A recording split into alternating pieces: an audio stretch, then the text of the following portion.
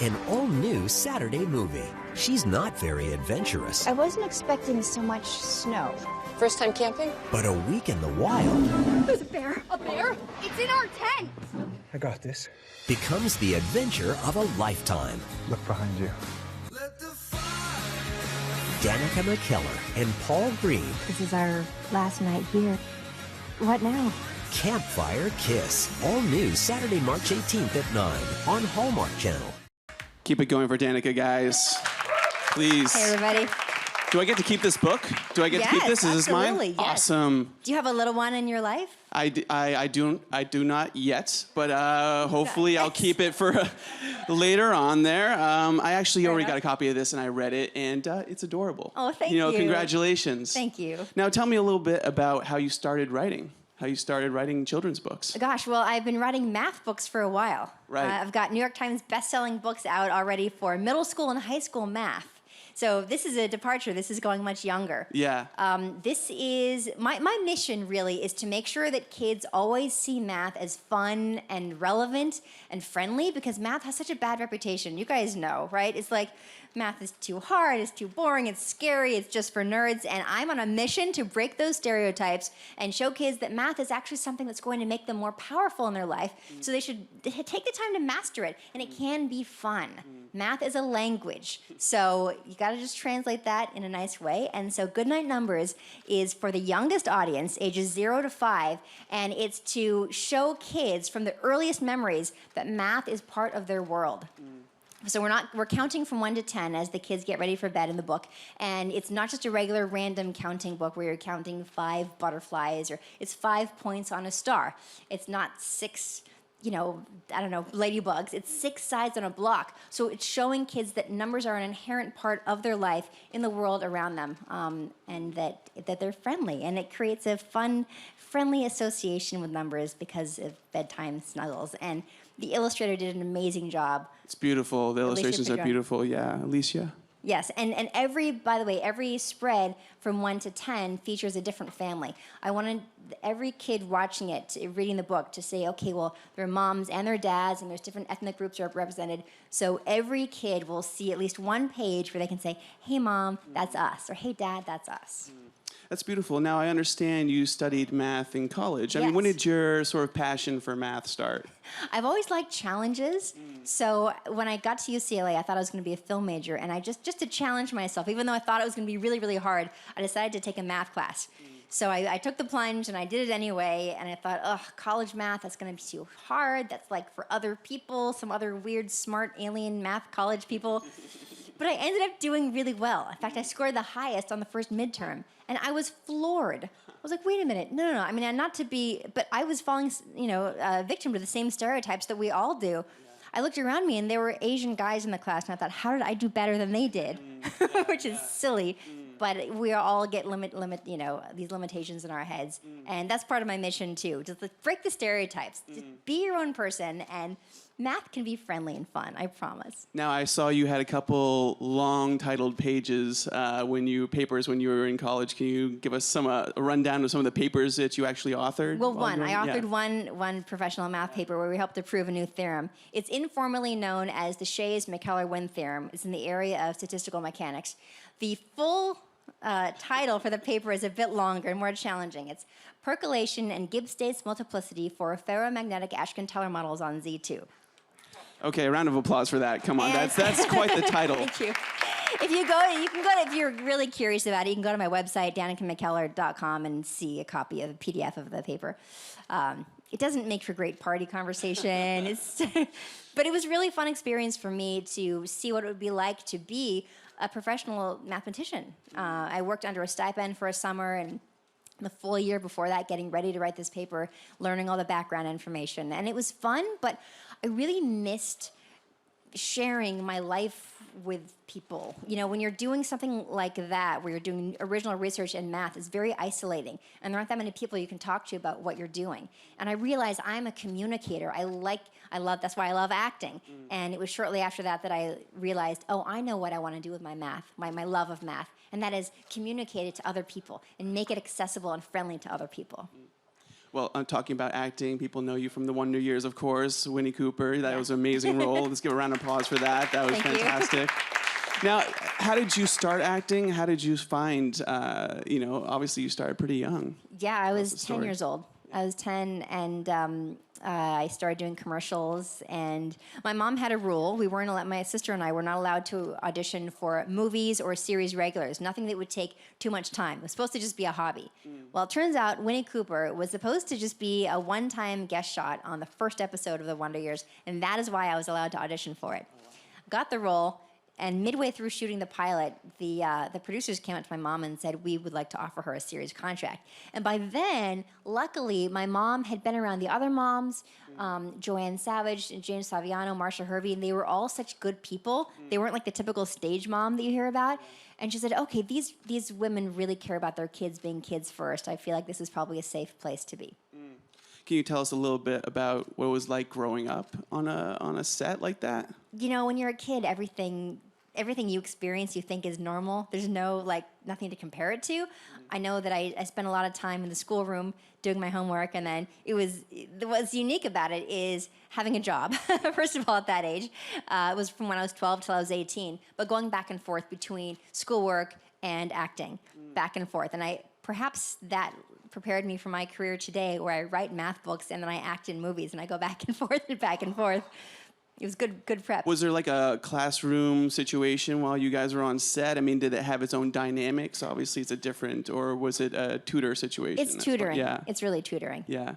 And what was it like growing up with, Fred and the rest of the cast? I mean, do you guys... Just like having brothers. Yeah. I later on, my dad would have a second marriage and two boys, but growing up, I had a sister, and so it was like having brothers. I learned things like what pull my finger means, really important stuff that you don't learn if you only have sisters.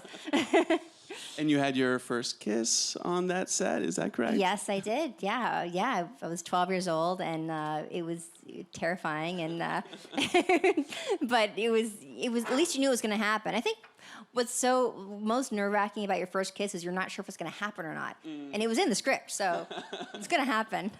That's amazing. How do you guys all stay in touch to this day? Or we try, but everyone's so busy, and everyone's got their careers taking them in different directions. Dan Lauria, who played the dad on the show, he and I are good friends. We try to stay in touch, but yeah, it's hard. And do you guys ever go back and watch it, you as a family? Obviously, now that you have your own family, no. I mean, that's no? I mean, someday, I'm sure I will. My son is 6 years old, so he's a little young still. And I showed him a picture he didn't know who it was. I'm like, how does everybody else still recognize me from that show, and you don't know that that's your mom? I imagine you get recognized to this day. I mean, how often does it happen to you? I do, but what's funny is that more and more I'm getting recognized for the Hallmark Channel movies that I'm doing, because I've done 4 of them now. And the one that you saw a trailer for, that's my Campfire fifth one. Kiss, yeah. Campfire Kiss, that's actually the first movie that I'm producing as well. And so because I'm producing it, naturally you can probably guess what profession my character does. Yeah. Can you guess? Math teacher. There we go. Math teacher. So it was really fun to be able to play a math teacher in it, and I wanted to play a math teacher where I can somehow get some of my mission out, some of my message about girls and math and empowerment. And so I didn't want it to be like a math teacher falls in love with an English teacher, because these Hallmark movies are always romantic comedies. So my husband actually had the idea that he said, well, because he loves camping. He said, well, how about if you're a single mom and you take your son to a family camp for spring break, and you meet a single father who has his son there, and you help her with her fear of math, and he helps your son with something like confidence in sports, and that's what happens. And then That's a good pitch.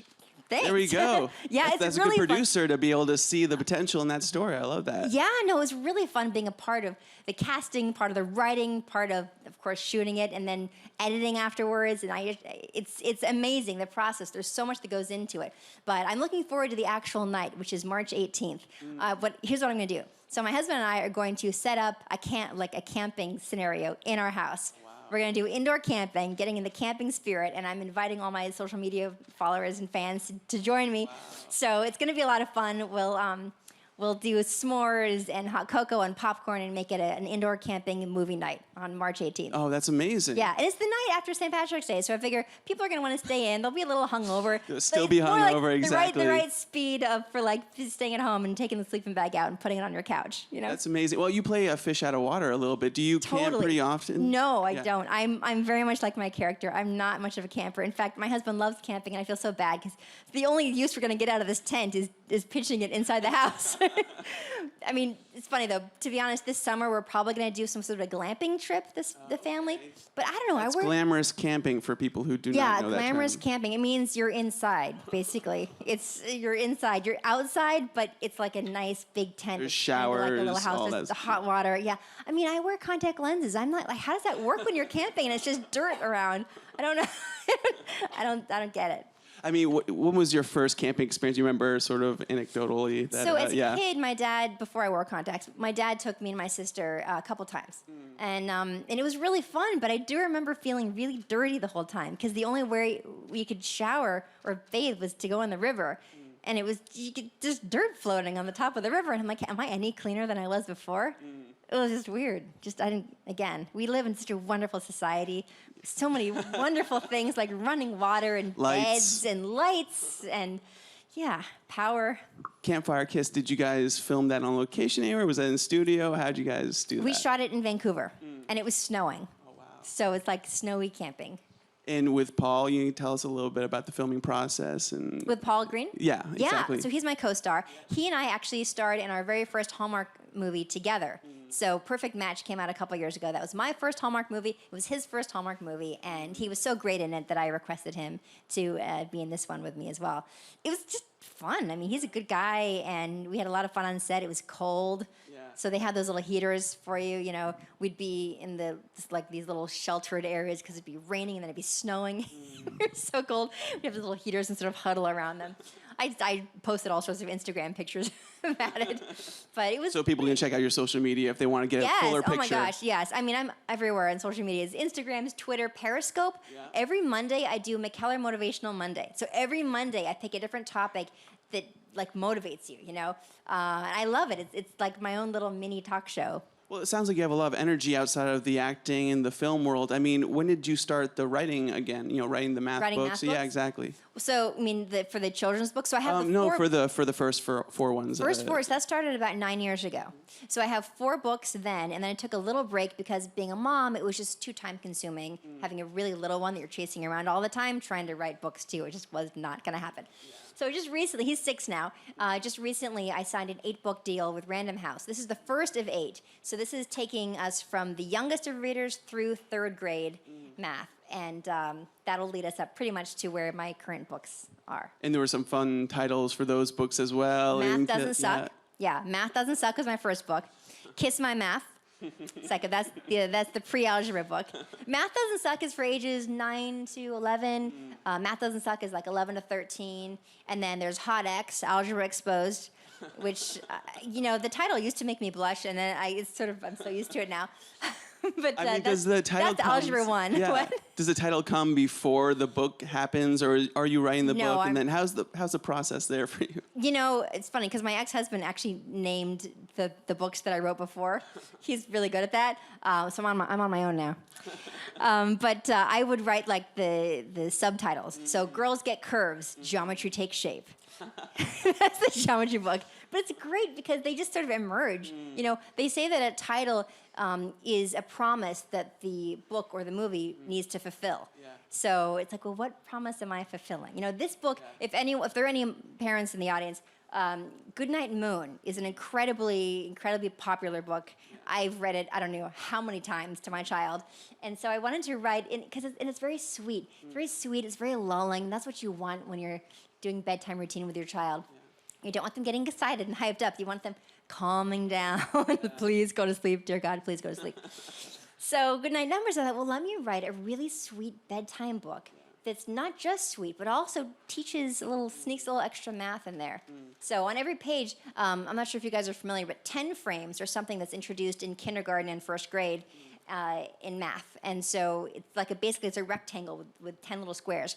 And in Goodnight Numbers, on every page, there's a picture frame on the wall. It's actually a 10 frame, and it reflects the number of the page that you're on. So it's 1 through 10.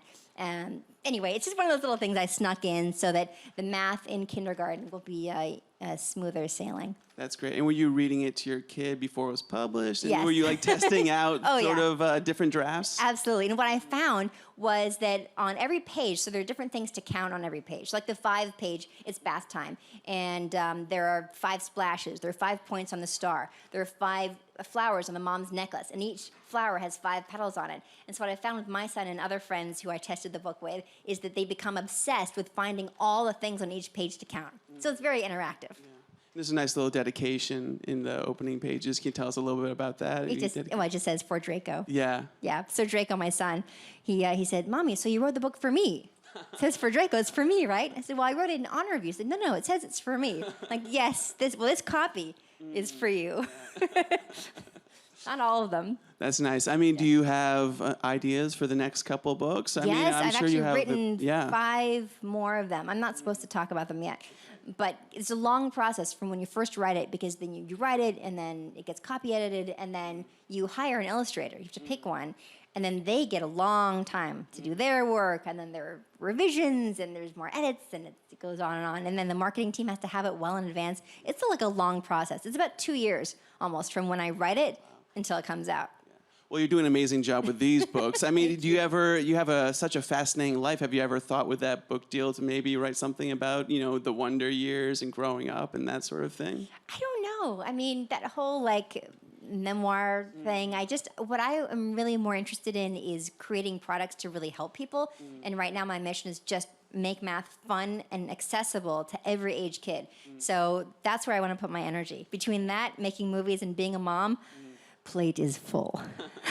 And people are so obsessed with that show, though. I mean, do you ever get the ask for the return to Netflix or something like that? A lot of people have asked me that because of Fuller House and stuff. And the truth is, I mean, Fred Savage has said there's 0 chance that will ever happen. So it's kind of a moot point.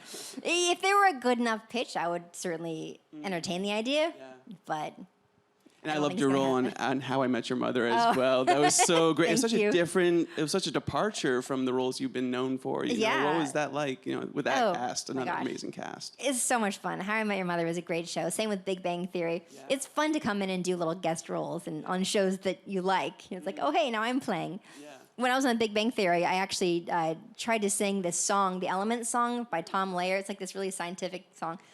So I'm singing the elements, and I forgot, oh, wait, they're not actually scientists. They had no interest whatsoever. Yeah. But the producers were listening, and a few weeks later, Jim Parsons' character was singing that very song on an episode. I was like, yes, somebody was paying attention. That's amazing. Did you get a co-writing credit or something on there? No. Those scripts are so fun. They did ask me back. Unfortunately, my schedule didn't permit it because I was working on one of these Hallmark movies. But they're good people. And the scripts are so good. I mean, that's such a watchable show. Do you watch it as well? I feel like people when who I have enjoy time, science and math are... Absolutely. No, it's so funny. I mean, I will say one thing. It does perpetuate some stereotypes that I don't agree with, but it's very entertaining. What do you watch when you have time? Are you too busy for that? Well, it's mostly too busy, but my husband and I try to have something that we put on about once a week. Downton Abbey, we're just finishing up we're midway through season 6. Don't tell me how it ends. I think I know, but don't tell me. And Grace and Frankie, it's a really fun show that we really like on Netflix too. Netflix is good because it's on demand. Right. You don't have to worry about when things are on. And now that you're a producer, I mean, what do you want to do next as far as, TV projects or film projects? Gosh, I don't know. I just like to sort of see what comes at me. And right now, it was so fulfilling for me to get to play a math teacher in a Hallmark movie, 2 things that I love. The Hallmark movies are so just sweet and genuine and fun. And you can always turn it on, not worry who else walks in, any age, any opinions. Every single person walking in and seeing a Hallmark film, I was going to say, okay, that's really sweet. And that made me feel good. So I love that about it. The least controversial shows you can ever imagine. They're just fun. And I love that. And obviously I love math and getting my message across. So getting to combine those 2 things was wonderful. And I'm curious to see what's next. Yeah, and now writing a book is such a singular process. It's so insulating. Yes. Getting to sort of promote it and get out there and read it. I mean, are you excited to read it for people? Are you excited to hear the stories, that come from people sharing this book with their kids and that sort of thing? I mean, what have you heard so far, from their past books or this one? Yeah, well, past books, I've heard a lot of people saying, I finally understand math. A lot of middle school and high school girls will write me, I finally feel confident about myself in math, and that stuff makes me so happy. I've had some people actually approach me in person. One person at Sundance last year actually said, you changed my life. She goes, I was afraid of math, and I read your books, I have all 4 of them, and I became confident in math. And she said, now I'm a different person than I was. And that was just amazing. I met somebody at a science festival a few years before that who said that she used my books and she was now going to apply for NASA. She used to be terrified of math, and now she was so confident about it that she was pursuing her dream to work at NASA. I mean, that kind of stuff, you can't imagine how good that feels. Yeah. Goodnight Numbers, I've only started getting feedback, and I told you the feedback I've gotten is that little kids are obsessed with counting everything on each page, which is great. Yeah. I want them to do that. That's the very beginning. The beginning is enjoying that interaction with numbers. Yeah, and sometimes people do books on tape, that sort of thing. Do you have any plans to sort of get in an audio or to go out there and actually do readings? My books are so visual because of what they're teaching, and I'm not sure if audiobooks would work. I want whatever works. Yeah. I've been asked to do videos. I did about 5 or 6 episodes of a show called Bytes that's on YouTube. You can find it on the Nerdist channel. And within one of those episodes, they're very fun. They're like Sesame Street. Chris Hardwick's Nerdist. Chris Hardwick, yeah, exactly. He's so great. Yeah. He's awesome. I love him to death. And so he said, Danica, after I was on his podcast, he goes, any kind of math show you want to do, you just let me know. We have some money and we'll make the show. I was like, okay. So we did this thing called Bytes. And in one of the episodes, I performed a song that I wrote about pi. It's 139 digits of pi. Pi Day is coming up, by the way, March 14th, 3.14. I assume you're all going to be celebrating. Exactly. With pi, any kind of pie. I'm sure there'll really. be a party at your place, right? Probably, yeah, totally. Pie, you kidding? Well, there's some questions out there in the audience, and I think we're going to start right there. Hey. So what was your favorite all-time storybooks of all time when you was growing up, when you was a kid? And what would you do to change it, to make, if you had the chance to change that particular favorite story, what would you do to mix it up a little bit? Oh, gosh. I remember what my favorite book was, but I don't know what it was called. I think it was called One Wide Crocodile Smile. That's not going to sound familiar to any of you. It's not. It should be. That But it should be your next one. One Wide Crocodile Smile. I know, and I've looked for it. I haven't been able to find it, but it was actually a counting book. Oddly enough, I guess I've always liked numbers. And for me, it's the difference between a random counting book and a book like that I made, which I did do exactly what you're suggesting, is to make sure that the numbers are an inherent part of the thing you're counting. So 4 legs on a cat, 5 points in a star, 6 sides in a block, not just random objects. There we go. Next question, right there. Hey, I grew up watching Wonder Years, and I never thought I'd get to see Winnie in person. I was wondering, how do you feel about people labeling people like left brain or right brain? And do you think that people are stronger in either side or can do both? Well, look, we're all different from each other. That's a great question. We all have different strengths and weaknesses for sure. But one thing that's very important for me to get across is the fact that we are not born with one level of math ability. Doing math is like going to the gym for your brain. It actually makes that part of your brain stronger. It makes that problem-solving center in your brain stronger. So that's something I really encourage kids to hear, because if they struggle on math, and who doesn't struggle with math at some point, they might think of it like, oh my gosh, I can't do it. No, you just struggled with that problem right then. Let's get you some help. Let's get you a different perspective on it. Let's see. Let's keep working out that brain. And teaching kids that struggling is good. Struggling is a good sign. It means you're getting stronger. If you went to the gym and you lifted 1 pound weights, you're not going to get stronger. It's not doing anything for you. So the struggle is good. Great answer. One last question right there. Hey, Danica. First, congrats on the book. Thank you. I'm always fascinated by when people write books, the process of it all. So I was just wondering, was there times where you had, maybe writer's block or just had a hard time trying to, write, your book? That's a great question, too. Yes, absolutely. One of the benefits for me of having these 2 careers where I'm writing and also learning my lines for a movie or whatever is that if I get stuck in one thing, I just move on to something else temporarily and let my brain kind of work on it in the background and then come back to it. Because that, to me, that's That's the key. It's creative whack-a-mole. You know that game whack-a-mole? Where like one head pops up and then the other one? Like whatever I'm feeling inspired about, especially with the other books when they were much more involved. And 2 of the new books are going to be as well. There's an addition subtraction book and a multiplication division book. Those books are much more involved. And sometimes I'll get stuck because they're long and it requires an outline. It requires really in-depth chapters, all sorts of techniques. And so if I'm working on the outline and I get stuck, like, well, I don't know, well, let me just work on this one section of this one chapter because I know what that's going to be. So work on that, and then somehow go, oh, I know what needs to come next. And then I'll go back to the outline, and then I'll jump back and forth, and then I'll work on a different chapter, just randomly, whatever I'm feeling inspired about. Otherwise, if I tried to go in order, it simply wouldn't happen.